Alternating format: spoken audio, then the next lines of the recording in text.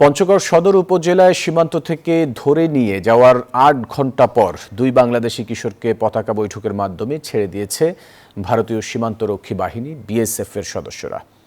স্থানীয় সূত্রে জানায়, বুধবার বেলা ১১টার দিকে গড়িনাবাড়ি ইউনিয়নের মিস্ত্রিপাড়া পাটশিরি এলাকায় বেড়াতে আসা ওই দুই কিশোরকে ভারতীয় অংশের ১৫০ গজ অভ্যন্তরে মীরগঞ্জ এলাকা থেকে ধরে নিয়ে যায় বিএসএফ। পরে স্থানীয়দের মাধ্যমে বিষয়টি জানতে পেরে বিএসএফকে অবগত করে বর্ডার গার্ড বাংলাদেশের পঞ্চগড় ১৮ ব্যাটালিয়নের মিস্ত্রিপাড়া ক্যাম্পের সদস্যরা।